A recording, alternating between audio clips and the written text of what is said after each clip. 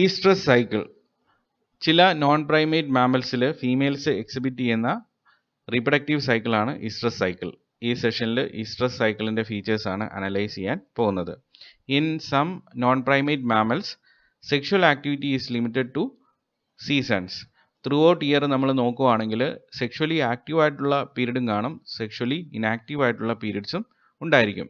Sexually active ആയിട്ടുള്ള, അതായത് sexual activity അതിൻ്റെ പീക്കിലെത്തുന്ന ആ പീരീഡിനെ മെയിൽസിൽ അറിയപ്പെടുന്നത് റട്ടിംഗ് സീസൺ എന്നാണ്. ഫീമെയിൽസിൽ അതിന് പറയുന്ന പേരാണ് ഈസ്ട്രസ് പീരീഡ്. ഈസ്ട്രസ് പീരീഡിൻ്റെ പ്രത്യേകത, ഈ സമയത്ത് സെക്ഷുവൽ ആക്ടിവിറ്റി നടത്താനുള്ള ഒരു ടെൻഡൻസി എന്ന് പറയുന്നത് ഫീമെയിൽസിൽ വളരെ അധികം കൂടുതലായിരിക്കും. അതുപോലെ തന്നെ ഈ സമയത്താണ് ഓവുലേഷൻ നടക്കുന്നത്, പ്രഗ്നൻസി സപ്പോർട്ട് ചെയ്യാൻ വേണ്ടിയിട്ടുള്ള കറസ്പോണ്ടിങ് ചേഞ്ചസ് യൂട്രസിലുമൊക്കെ ഉണ്ടാവുന്നത്. അപ്പോൾ ഈസ്ട്രസ് പീരീഡിൻ്റെ ഡെഫിനീഷൻ എന്താണെന്ന് നമുക്ക് നോക്കാം. The recurrent reproductively active period occurring in females of most of the non primate mammals is called estrous period. Primate മാമൽസിൽ എക്സിബിറ്റ് ചെയ്യുന്ന റീപ്രൊഡക്റ്റീവ് സൈക്കിളാണ് അല്ലെങ്കിൽ റീപ്രൊഡക്റ്റീവ് പീരീഡാണ് മെൻസ്ട്രൽ പീരീഡ് എന്ന് പറയുന്നത്.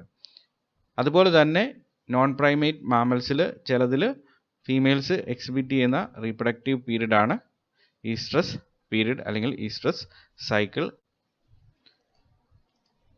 The length of the estrous cycle varies with species. മാമൽസിൽ തന്നെ പല ഗ്രൂപ്പുകളിൽ ഇതിൻ്റെ ഓവറോൾ ഡ്യൂറേഷൻ എന്ന് പറയുന്നത് വ്യത്യസ്തപ്പെട്ടിരിക്കും. ഇപ്പോൾ ഫോർ എക്സാമ്പിൾ നമ്മൾ റാറ്റ്സിനെ നോക്കുകയാണെങ്കിൽ ഏറ്റവും കുറവ് ഈസ്ട്രസ് സൈക്കിള് ഇതുപോലുള്ള ഓർഗാനിസംസിലാണ് സാധാരണ രീതിയിൽ കണ്ടുവരുന്നത്. 4 to 5 days ആണ് അവയുടെ ഈസ്ട്രസ് സൈക്കിൾ എന്ന് പറയുന്നത്. അപ്പോൾ ഒരു വർഷം തന്നെ ഒന്നിൽ കൂടുതൽ oestrus cycle, multiple oestrus cycle അവർക്ക് ഉണ്ടായിരിക്കും. ഇതുപോലുള്ള ഓർഗാനിസത്തിൻ്റെ റീപ്രൊഡക്റ്റീവ് പൊട്ടൻഷ്യൽ വളരെ കൂടുതലാണ്. റാറ്റിൻ്റെ പോപ്പുലേഷൻ വളരെയധികം ഏതെങ്കിലും ഒരു പർട്ടിക്കുലർ ഏരിയയിൽ കൂടാനുള്ള കാരണമെന്ന് പറയുന്നത് ഇതിന് ഒരു വർഷം തന്നെ മൾട്ടിപ്പിൾ ആയിട്ടുള്ള ഈസ്ട്രസ് സൈക്കിള് ഉള്ളതുകൊണ്ടാണ്. അതിനുള്ള കാരണം ഈസ്ട്രസ് സൈക്കിളിൻ്റെ ഓവറോൾ ഡ്യൂറേഷൻ എന്ന് പറയുന്നത് വളരെ കുറവായിരിക്കും. ഇനി നമ്മൾ കൗസിലൊക്കെ നോക്കുകയാണെങ്കിൽ, കാറ്റിൽസിലൊക്കെ നോക്കുകയാണെങ്കിൽ ഇത് 21 days ആണ്. ഡോഗ്സിലേക്കൊക്കെ വരുമ്പോഴേക്കിന് അത് 4 to 5 monthsലേക്ക് വരും. അതായത് അത്രയും കൂടുതൽ ഡ്യൂറേഷനൊക്കെയാണ് ഇവയുടെ ഈസ്ട്രസ് സൈക്കിളിന് ഉള്ളത്. Based on the frequency of occurrence, estrus സൈക്കിളിനെ തന്നെ പലതായിട്ട് ഡിവൈഡ് ചെയ്യാം. Monoestrus condition, that means only 1 cycle per year. അതായത് ഈ മോണോ ഈസ്ട്രസ് എന്ന് പറയുന്ന ഗ്രൂപ്പിൽ വരുന്ന organisms, wolf, foxes, dogs, bear, അതായത് മിക്കവാറും എല്ലാ വൈൽഡ് ആനിമൽസും മോണോ ഈസ്ട്രസ് എന്ന് പറയുന്ന ടൈപ്പിലാണ് വരുന്നത്. അവയിൽ ഒരു വർഷം ഒരു ഈസ്ട്രസ് സൈക്കിൾ മാത്രമേ ഉണ്ടാവത്തുള്ളൂ. അവ ഒരു വർഷം ഒരു പ്രാവശ്യം മാത്രമാണ് റീപ്രൊഡക്റ്റീവ്ലി ആക്റ്റീവായിട്ട് എക്സിസ്റ്റ് ചെയ്യുന്നത്. ഈ പോളിഈസ്ട്രസ് ടൈപ്പ് എന്ന് പറയുന്നത് അവിടെ ഇൻക്ലൂഡ് ചെയ്തിരിക്കുന്ന ഓർഗാനിസംസിൽ ഒരു വർഷം ഒന്നിൽ കൂടുതൽ സൈക്കിൾസ് ഉണ്ടാവും. നേരത്തെ നമ്മൾ പറഞ്ഞ റാറ്റ്, പിന്നെ പിഗ്, കൗവ് ഇതിന് എക്സാമ്പിളാണ്, പോളിഈസ്ട്രസ് ടൈപ്പാണ്. റീപ്രൊഡക്റ്റീവ് പൊട്ടൻഷ്യൽ എന്ന് പറയുന്നത് പോളിഈസ്ട്രസിന് മോണോ ഈസ്ട്രസിനേക്കാളും വളരെയധികം കൂടുതലായിരിക്കും. ഒന്നിൽ കൂടുതൽ ഈസ്ട്രസ് സൈക്കിള് ഒരു വർഷം സംഭവിക്കുന്നതുകൊണ്ട്. ഈ ഈസ്ട്രസ് സൈക്കിളിൽ മെയിൽസ് ഫീമെയിൽസിനെ അവ ഈസ്ട്രസ് പീരീഡിലാണ് എന്നുള്ളത് റെക്കഗ്നൈസ് ചെയ്യുന്നത് ബൈ സ്മെല്ലാണ്. അതായത് ഫീമെയിൽസ് സർട്ടൺ ഫിറോമോൺസിനെയൊക്കെ, കെമിക്കൽ സബ്സ്റ്റൻസിനെയൊക്കെ അതിൻ്റെ സറൗണ്ടിങ് എൻവയോൺമെൻറ്റിലേക്ക് റിലീസ് ചെയ്യും.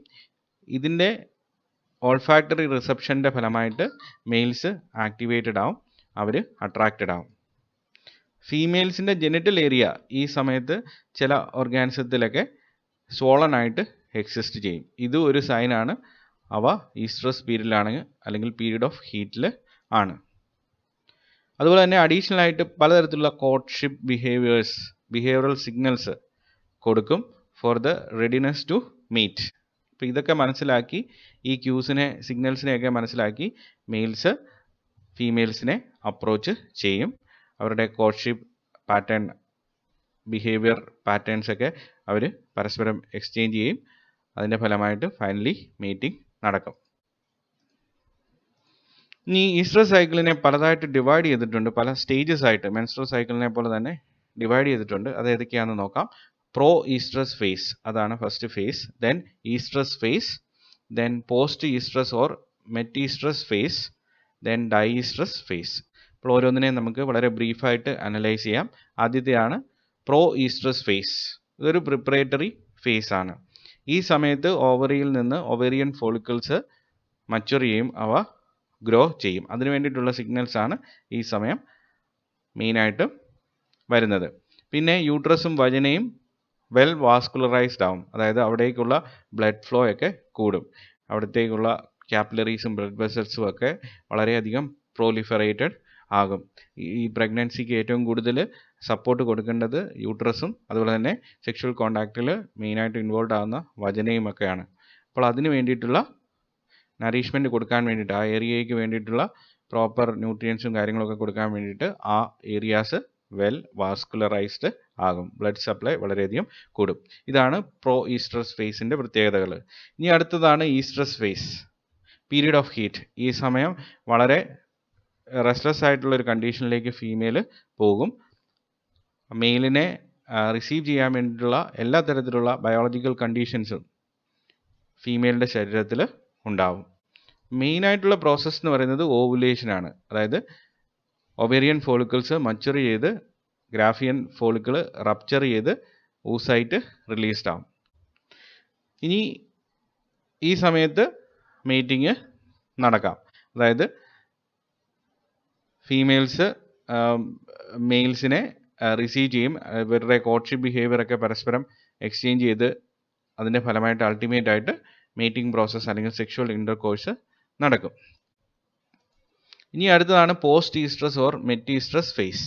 ഇതൊരു പ്രഗ്നൻസിക്ക് വേണ്ടിയിട്ട് ഉള്ള പ്രിപ്പറേഷൻ ആണ് ഈ സമയത്ത് കംപ്ലീറ്റഡ് ആകുന്നത്. അതായത് യൂട്രൈൻ വോളൊക്കെ എൻഡോമെട്രിയം ഒക്കെ വളരെ തിക്കൻഡ് ആകുന്ന ഒരു സ്റ്റേറ്റ് ആണ് പോസ്റ്റ് ഈസ്ട്രസ് ഓർ മെറ്റീസ്ട്രസ് ഫേസ് എന്ന് പറയുന്നത്. റപ്ചേർഡ് ആയിട്ടുള്ള ഗ്രാഫിയൻ ഫോളിക്കിള് കോർപ്പസ് ലൂട്ടിയമായിട്ട് കൺവേർട്ടഡ് ആകും. ഇനി അടുത്താണ് ഡൈഈസ്ട്രസ് ഫേസ് എന്ന് പറയുന്നത്. കോർപ്പസ് ലൂട്ടിയം ഈ സമയം പ്രൊജസ്ട്രോണിൻ്റെ ലെവൽ വളരെയധികം സിസ്റ്റത്തിനകത്ത് കൂട്ടും. അതായത് നേരത്തെ ഫെർട്ടിലൈസേഷൻ നടന്നിട്ടില്ലെങ്കിൽ കോർപ്പസ് ലൂട്ടിയം ഡീജനറേറ്റ് ചെയ്ത് പോകും. ഈ സമയത്ത് എൻഡോമെട്രിയൽ വോള് തിക്കണ്ടായിട്ട് പ്രഗ്നൻസിയെ സപ്പോർട്ട് ചെയ്യാൻ വേണ്ടിയിട്ട് ഇരിക്കുകയാണ്. ഇംപ്ലാന്റേഷന് വേണ്ടി അവിടെ എൻഡോമെട്രിയത്തിന് വളരെയധികം ചേഞ്ചസ് ഉണ്ടായിട്ടുണ്ട്. അപ്പോൾ ആ അഡീഷണൽ ആയിട്ടുള്ള ടിഷ്യൂ ഫോർമേഷൻ, അവിടെ തിക്കനിങ് ഒന്നും ഫെർട്ടിലൈസേഷൻ നടന്നില്ലെങ്കിൽ ആവശ്യമില്ല. അപ്പോൾ പ്രഗ്നൻസി മെയിൻറ്റെയിൻ ചെയ്യാൻ വേണ്ടിയിട്ടുള്ള കണ്ടീഷൻസ് ഒന്നും കണ്ടിന്യൂ ചെയ്യുന്നത് കൊണ്ട് അർത്ഥമില്ല.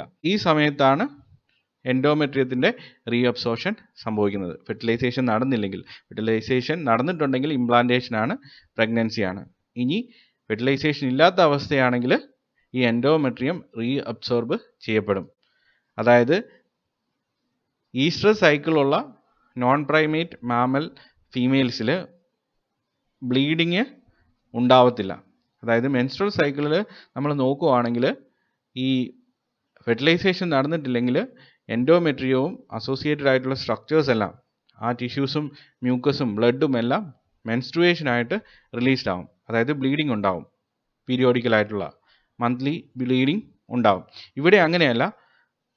ഫെർട്ടിലൈസേഷൻ നടന്നിട്ടില്ലെങ്കിൽ എൻഡോമെട്രിയത്തെ സിസ്റ്റം തന്നെ റീഅബ്സോർബ് ചെയ്യുകയാണ് ചെയ്യുന്നത്.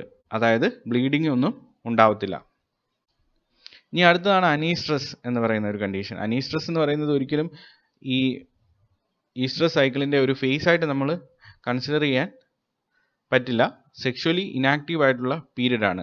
ഈസ്ട്രസ് പീരീഡ് കഴിഞ്ഞിട്ട് വരുന്ന സെക്ഷുവലി ഇനാക്റ്റീവ് ആയിട്ടുള്ള പീരീഡിനെ അനീസ്ട്രസ് പീരീഡ് എന്നാണ് പറയുന്നത്. ഈ സമയത്ത് യൂട്രസ് വളരെ ചെറുതാവും. നോൺ പ്രൈമേറ്റ് മാമൽസിലൊക്കെ എൻവയോൺമെൻറ്റൽ ഫാക്ടേഴ്സിന് വളരെയധികം അവയുടെ സെക്ഷുവൽ ആക്ടിവിറ്റിയെ ഡിറ്റർമൈൻ ചെയ്യുന്നതിന് റോളുണ്ട്. അതായത് സീസണലായിട്ട് അവ ബ്രീഡ് ചെയ്യാനുള്ള കാരണം ടെമ്പറേച്ചർ, റെയിൻഫോള്, ഹ്യൂമിഡിറ്റി ഇതുപോലുള്ള കണ്ടീഷൻസ് അവയുടെ ഗൊണാഡോട്രോപ്പിൻ റിലീസിനെ, സെക്രീഷനെ ഇൻഫ്ലുവൻസ് ചെയ്യും. The environmental factors will influence the secretion of gonadotropin. That's why reproduction is seasonal. ഇവയ്ക്ക് ഈ പർട്ടിക്കുലർ സീസൺ അറിയാൻ വേണ്ടിയിട്ട് കലണ്ടർ ഒന്നും നോക്കേണ്ട ആവശ്യമില്ല എന്നൊക്കെ നമ്മൾ തമാശ പറയും. അപ്പോൾ അതിനുള്ള കാരണം എന്ന് പറഞ്ഞാൽ എന്താണ്? എൻവയോൺമെൻറ്റൽ ഫാക്ടേഴ്സിൻ്റെ സിഗ്നലിങ്ങിൻ്റെ ഫലമായിട്ടാണ് അവയുടെ ഗൊണാഡോട്രോപ്പിൻസ് സെക്രീറ്റ് ചെയ്യപ്പെടുന്നത്. അപ്പോൾ ഓരോ എൻവയോൺമെൻറ്റൽ ഫാക്ടറും എങ്ങനെയാണ് അതിൻ്റെ ഇൻറ്റൻസിറ്റി ആംപ്ലിറ്റ്യൂഡ് ഒക്കെ അനുസരിച്ചിട്ട് ഗൊണാഡോട്രോപ്പിൻ സിന്തസിസിന് വേരിയേഷൻ ഉണ്ടാകും. കൃത്യമായിട്ട് അത് പർട്ടിക്കുലർ സീസൺ ആകുമ്പോൾ ആക്ടിവേറ്റഡ് ആകും. ഇനി നമുക്ക് ഈസ്ട്രസ് സൈക്കിളിനെയും മെൻസ്ട്രസ് സൈക്കിളിനെയും ഡിഫറൻഷിയേറ്റ് ചെയ്യാം. ഈസ്ട്രസ് സൈക്കിൾ നോൺ പ്രൈമേറ്റ്സിലാണ് എക്സിസ്റ്റ് ചെയ്യുന്നത്. മെൻസ്ട്രസ് സൈക്കിൾ ആണെങ്കിൽ അത് പ്രൈമേറ്റ്സിലാണ് വരുന്നത്. ഈസ്ട്രസ് സൈക്കിളിനകത്ത് ബ്ലീഡിങ് ഒന്നുമില്ല. എൻഡോമെട്രിയം ഫെർട്ടിലൈസേഷൻ നടന്നില്ലെങ്കിൽ റീഅബ്സോർബ് ചെയ്യപ്പെടുകയാണ് ചെയ്യുന്നത്. പക്ഷേ മെൻസ്ട്രൽ സൈക്കിളിൽ അങ്ങനെയല്ല, ബ്ലീഡിംഗ് ഉണ്ട്. ഈ എൻഡോമെട്രിയൽ ടിഷ്യൂവും ബ്ലഡും മ്യൂക്കസും ഒക്കെ ഡിസിൻറ്റിഗ്രേറ്റ് ചെയ്ത് ഷെഡ് ഓഫ് ചെയ്യും. പീരിയഡ് ഓഫ് ഹീറ്റ് എന്ന് പറയുന്ന ഒരു കണ്ടീഷൻ ഫീമെയിൽസിൽ ഈസ്ട്രസ് സൈക്കിളിൽ എക്സിസ്റ്റ് ചെയ്യും. ആ സമയത്ത് ഫീമെയിലിൻ്റെ സെക്ഷുവൽ അർജ് എന്നൊക്കെ പറയുന്നത് ഏറ്റവും ടോപ്പിൽ അല്ലെങ്കിൽ എക്സ്ട്രീം ആയിരിക്കും. ഈ സമയത്ത് മാത്രമാണ് മെയിലിനെ മേറ്റ് ചെയ്യാൻ ഫീമെയിൽസ് അനുവദിക്കുന്നത്. മെൻസ്ട്രൽ സൈക്കിളിൽ ഫീമെയിൽസ് ഒരിക്കലും ഇങ്ങനെയുള്ള heightened period of sexual drive കാണിക്കാറില്ല. Receptive throughout the year ഇങ്ങനെയുള്ള കണ്ടീഷനാണ്. അങ്ങനെ സ്പെസിഫിക് ആയിട്ട് ഒരു പർട്ടിക്കുലർ പീരീഡ് മാത്രം സെക്ഷുവലി വളരെ ആക്റ്റീവാണ് അല്ലെങ്കിൽ സെക്ഷുവൽ ഡ്രൈവ് വളരെ കൂടുതലാണ്, ഇങ്ങനെയുള്ളൊരു കണ്ടീഷൻ മെൻസ്ട്രൽ സൈക്കിളിൽ വരുന്നില്ല. ഈസ്ട്രസ് സൈക്കിളിൽ ഓവുലേഷൻ നടക്കുന്നത് സൈക്കിളിൻ്റെ മിഡിലിൽ ആയിരിക്കില്ല. പക്ഷേ മെൻസ്ട്രൽ സൈക്കിളിൽ അങ്ങനെയല്ല. Ovulation occurs in the middle of the cycle. അതായത് 28 ഡേയ്സ് ആണ് മെൻസ്ട്രൽ സൈക്കിളിൻ്റെ മീഡിയൻ ഡ്യൂറേഷൻ എന്ന് പറയുന്നത്. അപ്പോൾ 14ാമത്തെ ദിവസമാണ് ഐഡിയലായിട്ട് ഓവുലേഷൻ നടക്കേണ്ടത്. ഇത് ഓരോ ഇൻഡിവിജ്വലിൻ്റെയും ഓവറോൾ ഹോർമോണൽ ലെവലും ബയോളജിയും ഒക്കെ അനുസരിച്ചിട്ട് വ്യത്യാസം വരും. എന്നിരുന്നാലും അവരുടെ സൈക്കിളിൻ്റെ മിഡിലിൽ വെച്ചിട്ട് തന്നെയാണ് ഓവുലേഷൻ പ്രോസസ്സ് നടക്കുന്നത്. അപ്പോൾ ഇതൊക്കെയാണ് ഈസ്ട്രസ് സൈക്കിളും മെൻസ്ട്രൽ സൈക്കിളും തമ്മിലുള്ള ഡിഫറൻസസ്.